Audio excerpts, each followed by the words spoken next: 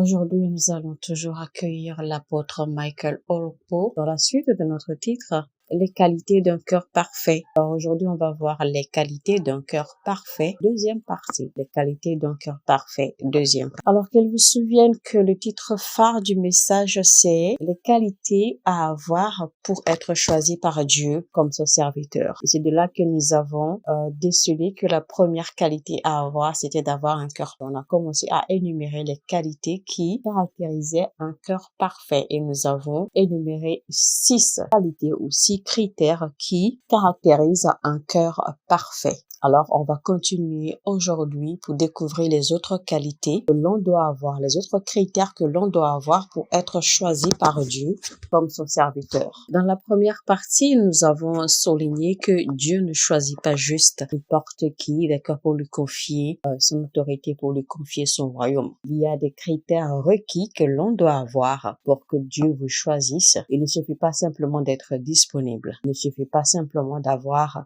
la volonté ou d'avoir le désir d'être utilisé par Dieu, d'accord? Il y a des critères requis qu'il faut remplir pour que Dieu puisse vous choisir, pour que Dieu vous considère et vous choisisse pour vous confier son royaume et son autorité. Et l'un des critères, eh bien, c'est d'avoir un cœur parfait. Un cœur parfait, c'est un cœur qui est droit, un cœur qui est juste, un cœur qui est sincère, un cœur qui est humble, un cœur qui a l'intérêt du royaume de Dieu, un cœur qui soupire quotidiennement après Dieu et après les choses de Dieu. Le deuxième critère qui qualifie un homme qui peut être utilisé par Dieu, c'est l'obéissance. Avoir un cœur obéissant. Vous devez vous éduquer et vous discipliner à obéir à Dieu et à obéir à la parole de Dieu. Obéir à l'instruction ou à la direction du Saint-Esprit. Autrement, vous n'irez pas loin dans votre marche avec Dieu. Dans ce royaume que nous sommes, l'obéissance est très importante. Nous allons lire 1 Samuel 15-22 qui dit « L'Éternel trouve-t-il du plaisir dans les holocaustes et les sacrifices, comme dans l'obéissance à la voix de l'Éternel? Voici, l'obéissance vaut mieux que les sacrifices, et l'observation de sa parole vaut mieux que la graisse des béliers. » Et là, c'était le prophète Samuel qui parlait, qui réprimandait le roi Saül en lui parlant en ces termes. Le verset suivant dit « Car la désobéissance est aussi coupable que la divination. La résistance ne l'est pas moins que l'idolâtrie et les téraphins. Puisque tu as rejeté la parole de l'Éternel, il te rejette aussi comme roi. » Il n'y a rien de plus dangereux que de désobéir à la voix de Dieu. Parce que quand Dieu vous instruit de quelque chose et que vous cherchez à trouver des justificatifs ou que vous cherchez à trouver des raisons ou que vous cherchez à trouver des logiques et que vous n'obéissez pas, eh bien Dieu va vous regarder, il va essayer, il va revenir encore là-dessus. Et là où ça devient encore plus dangereux, c'est quand Dieu vous instruit, quand Dieu vous parle et que vous faites la tête dure, que vous trouvez des raisons, vous trouvez des logiques, vous êtes lent à obéir. Eh bien, Dieu va essayer de vous faire plier plusieurs fois jusqu'à ce qu'il décide de ne plus vous parler. Dieu va se taire et vous regarder. Et quand Dieu ne parle plus, quand Dieu décide de ne plus parler, eh bien, assurez-vous que vous allez finir par cracher. C'est-à-dire que vous allez finir par vous détruire. Parce qu'en fin de compte, parce que vous n'obéissez pas, en fin de compte, c'est vous qui allez en souffrir. Voilà pourquoi il est dit que l'obéissance vaut mieux que le sacrifice. C'est juste une question de temps parce que vous ne pouvez pas être plus intelligent et plus sage que Dieu. Et ce que nous ignorons, c'est que Dieu nous donne ses instructions parfois parce qu'il veut nous faire avancer, parce qu'il veut nous changer de niveau, parce qu'il veut nous élever, parce qu'il a quelque chose de bien pour nous. Et puisque nous n'obéissons pas, eh bien, on ne verra pas cette chose va se manifester. Parce que cette chose ne se manifestera pas. Certainement pas. Et quand on obéit en fait à l'instruction de Dieu, eh bien c'est un acte de foi et un acte de confiance totale en lui qui vous qualifie et qui vous pousse à un prochain niveau de la vie. Troisième critère qui qualifie un homme pour être choisi et utilisé par Dieu, c'est un homme à un cœur humble. Un cœur humble et soumis. Un cœur humble et flexible. Nous avons déjà énuméré cette qualité dans les qualités d'un cœur parfait. Mais je le souligne encore pour que vous sachiez combien il est très très important, combien ce critère est important. Alors on va lire Jacques 4, verset 6 qui dit « Il accorde au contraire une grâce plus excellente. C'est pourquoi l'Écriture dit « Dieu résiste aux orgueilleux, mais il fait grâce aux humbles. » Quand un homme est orgueilleux, son premier ennemi, c'est Dieu. Une personne qui a un cœur disposé et un cœur très très humble, un cœur toujours prêt à se repentir et à être flexible et à recevoir, eh bien, Dieu utilise ce genre de personnes aisément. Donc, apprenez à vous soumettre et à vous humilier sous la puissante main de Dieu, car au moment opportun, à la bonne saison, il vous élèvera. Quatrième critère qui qualifie un homme pour être utilisé par Dieu, eh bien, c'est la vision. La vision est le but de la vie. La vision est le but de la vie, c'est-à-dire que Dieu va regarder combien vous êtes intéressé et concentré sur le but de votre vie. Combien vous êtes intéressé, d'accord, par l'appel ou par la mission à laquelle Dieu vous appelle sur terre. Parce que si votre attention est hors de ce pourquoi Dieu vous a créé, eh bien, il y aura des bénéfices dont vous n'allez pas pouvoir jouir. Parce qu'en réalité, la vraie raison pour laquelle Dieu nous donne certaines choses, l'objectif premier, d'accord, pour lequel Dieu nous a créés, c'est pour accomplir des objectifs sur terre. C'est pour accomplir une mission particulière. Dans Jérémie 1, verset 5, il est dit « Avant que je t'eusse formé dans le ventre de ta mère, je te connaissais. Et avant que tu fusses sorti de son sein, je t'avais consacré, je t'avais établi prophète des nations. » Et c'est sur la base et la force de cette vision que Dieu a destiné à Jérémie, que Dieu lui a donné le pouvoir de détruire et de rebâtir. Donc, c'est selon votre concentration ou votre focus sur votre mission sur terre que Dieu va vous choisir et vous utiliser et vous bénir dans ce sens. La Bible nous apprend de nous contenter de ce que nous avons. Si nous avons de quoi nous nourrir, de quoi nous vêtir et là où mettre notre tête pour dormir, eh bien la Bible nous apprend de nous contenter de cela, que cela nous suffise. Mais quand Dieu nous donne plus que cela, d'accord, quand Dieu nous donne au-delà, quand Dieu nous bénit au-delà de cela, eh bien c'est à cause de la mission à laquelle nous sommes appelés sur terre. C'est pour accomplir le but de notre naissance, le but de notre existence sur terre qu'il nous donne au-delà de ce dont nous avons besoin. Cela veut dire que vous devez investir le reste dans la direction de l'accomplissement du but de votre existence. Le cinquième critère qui qualifie un homme à être choisi et utilisé par Dieu, c'est la persévérance. Je suis arrivée à me rendre compte que les personnes que Dieu prend le plus au sérieux, ce sont ces personnes-là qui sont capables ou en mesure de subir et de traverser les afflictions, les tribulations de la vie, surtout à cause de leur foi. D'accord? Ceux-là qui sont prêts à subir les tribulations, les confrontations, les humilités de la vie à cause de ce en quoi ils croient. Ces gens-là, Dieu les respecte beaucoup. Ces gens-là, Dieu les prend vraiment au sérieux. Jacques 1, verset 12 dit « Heureux l'homme qui supporte patiemment la tentation, car après avoir été éprouvé, il recevra la couronne de vie que le Seigneur a promise à ceux qui l'aiment. » Malheureusement, vous savez, dans le corps du Christ aujourd'hui, il manque la persévérance. Les gens n'arrivent plus à patienter, les gens n'arrivent plus à persister, d'accord, dans ce qu'ils recherchent, dans leur marche avec Dieu. Les gens n'arrivent plus à tenir ferme. Les gens n'arrivent plus à tenir longtemps. La Bible dit des apôtres dans le livre de Actes que après qu'ils aient été malmenés, par les souverains sacrificateurs après qu'ils aient été mis en prison et libérés. Quand ils se sont retournés vers les leurs, eh bien, la Bible dit que ils ont élevé les mains et les voix vers l'Éternel et ils ont loué le Seigneur. Et la Bible dit que une nouvelle grâce s'est reposée sur eux, c'est-à-dire que leur grâce s'est accrue et leur grâce a été renouvelée et ils ont continué de plus belle à parler de l'évangile, à porter l'évangile vers d'autres peuples. Vous voyez qu'aujourd'hui, dans l'église de Dieu, eh bien, très peu de personnes arrivent à supporter les tumultes. Très peu de personnes arrivent à supporter les problèmes, les tribulations, les humiliations, d'accord, quand il s'agit de leur foi, quand il s'agit de leur vie de chrétien. Eh bien, très peu n'arrivent pas à supporter.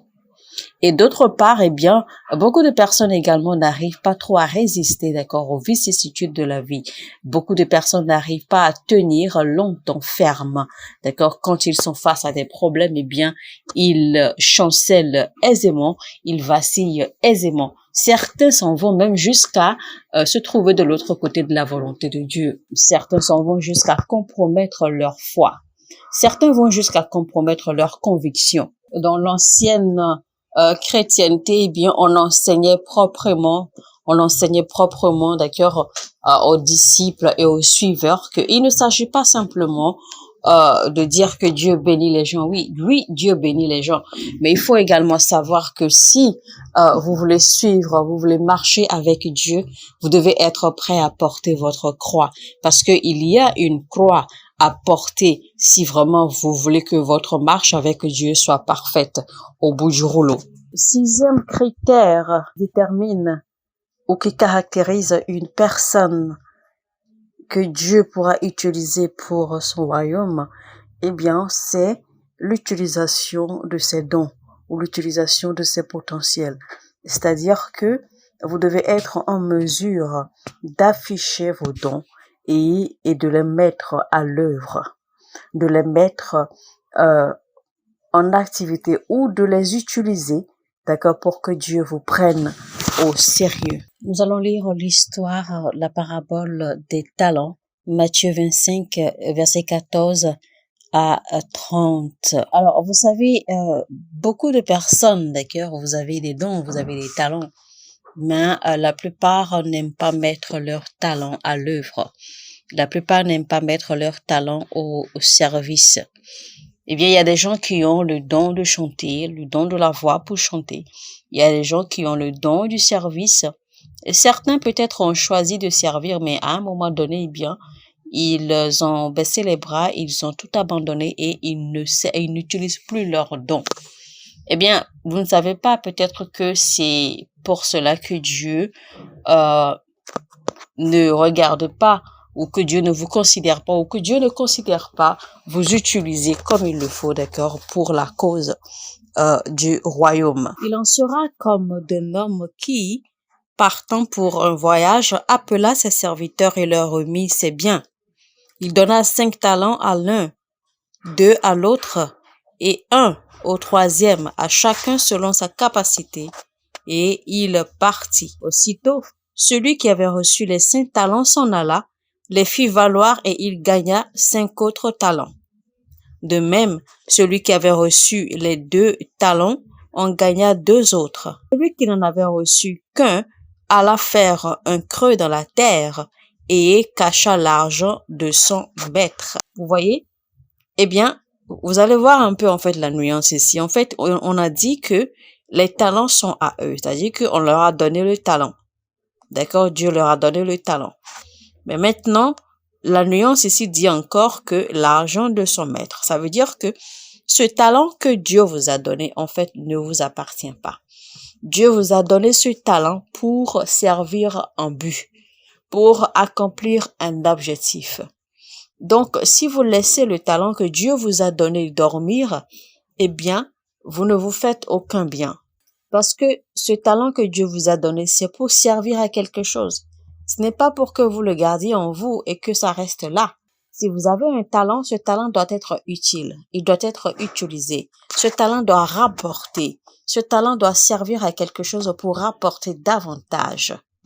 Voilà pourquoi Dieu nous donne des talents et des dons. Donc, ils ne nous appartiennent pas parce que nous devons rendre compte au Maître qui est notre Dieu. Donc, on ne peut pas en disposer comme on le désire. Donc, chaque talent que Dieu nous a donné, en réalité, c'est pour que le monde soit attiré vers nous et que nous lui servions de canal pour qu'il nous utilise pour atteindre, pour toucher le monde. Malheureusement, beaucoup ne le savent pas. Longtemps après, le maître de ses serviteurs revint et leur fit rendre compte. Celui qui avait reçu les 5 talents s'approcha en apportant 5 autres talents, et il dit, « Seigneur, tu m'as remis 5 talents, voici j'en ai gagné 5 autres. » Son maître lui dit, « C'est bien, bon et fidèle serviteur. Tu as été fidèle en peu de choses. Je te confierai beaucoup. Entre dans la joie de ton maître. » Donc, si vous voulez réussir, être connu et régner sur le monde, eh bien, vous devez apprendre à multiplier le peu que Dieu vous donne. Et ainsi, vous en recevrez davantage. Celui qui avait reçu les 2 talents s'approcha aussi et dit, « Seigneur, tu m'as remis 2 talents, voici j'en ai gagné 2 autres. » Son maître lui dit, « Pareil, c'est bien, bon et fidèle serviteur. Tu as été fidèle en peu de choses, je te confierai beaucoup. Entre dans la joie de ton maître. » Par contre, celui qui n'avait reçu qu'un seul talent s'approcha ensuite et il dit, « Seigneur, je savais que tu es un homme dur, qui moissonne où tu n'as pas semé et qui amasse où tu n'as pas vanné. J'ai eu peur et je suis allé cacher ton talent dans la terre. Voici, prends ce qui est à toi. » Et son maître lui répondit, « Serviteur méchant et paresseux, tu savais que je moissonne où je n'ai pas semé et que j'amasse où je n'ai pas vanné. Il te fallait donc remettre mon argent au banquier et à mon retour, j'aurais retiré ce qui est à moi avec un intérêt. Mettez donc lui le talent et donnez-le à celui qui a les 10 talents, car on donnera à celui qui a et il sera donc dans l'abondance, mais à celui qui n'a pas, on ôtera même ce qu'il a. Et le serviteur inutile, jetez-le dans les ténèbres du dehors, où il y aura des pleurs et des grincements de dents. » Alléluia. Vous savez, ceux qui n'utilisent pas leurs talents et leurs dons, en réalité, sont méchants. Parce que si Dieu vous a donné ce don ou ce talent, eh bien, c'est pour servir à quelque chose. C'est pour servir des gens. C'est pour servir des vies. Et donc, même si vous ne voulez pas utiliser ce talent pour vous-même, alors qu'en est-il alors des autres qui seront bénis à travers votre don? Qu'en est-il alors des autres qui seront bénis à travers votre talent? Alors, donc, quand vous découvrez que vous avez un don, que vous avez un talent, eh bien, faites tout, d'accord, pour vous travailler ce don, pour améliorer ce talent, c'est-à-dire que pour aiguiser ce talent en suivant ou en écoutant d'autres personnes, d'accord, qui ont déjà évolué et qui possèdent le même talent ou les mêmes dons, afin que vous puissiez aiguiser votre talent et votre don et faites tout, d'accord, pour mettre à l'œuvre votre talent et votre don. Parce que c'est ce faisant que Dieu va vous faire croître la grâce et ainsi de suite, vous allez commencer à grandir en cela. Ainsi de suite, vous allez être parfait, d'accord, dans la manipulation de votre don, dans la manipulation de votre talent. Ne permettez surtout pas que le don ou le talent que Dieu a déposé en vous soit dormant, parce que c'est très, très dangereux si vous n'utilisez pas votre don ou votre talent pour servir Dieu. Parce que ce don et ce talent, en fait, vous a été donné pour servir un but, pour servir un objectif, pour atteindre des vies, pour toucher des vies, pour bâtir quelque chose. Donc, si vous n'utilisez pas votre don et votre talent, eh bien, Dieu ne pourra pas atteindre l'objectif pour lequel il vous a donné ce talent. Et donc, vous risquez d'en subir les conséquences au bout du rouleau. Mais ma prière est que cela ne soit pas votre portion. Donc, pour ce, levez-vous dès maintenant et commencez à travailler votre don, votre talent. Mettez à l'œuvre votre don et votre talent et permettez que le Saint-Esprit vous conduise et vous verrez ce que l'Éternel fera avec vous. Mesdames et messieurs, on va s'arrêter là, d'accord, aujourd'hui pour la deuxième partie de notre message. Les qualités d'un cœur parfait. C'était donc avec l'apôtre Michael Olokpo. Je vous retrouve très très rapidement pour conclure ce message dans la troisième partie. Si vous avez aimé ce message, alors n'hésitez surtout pas. Likez, cliquez sur le bouton j'aime et partagez au maximum. Partagez autant que vous pouvez et activez la cloche de notification afin de ne rater aucun message si vous êtes abonné. Si vous n'êtes pas encore abonné, abonnez-vous maintenant et activez la cloche de notification. Je vous dis shalom, shalom, à très très bientôt et que Dieu vous bénisse.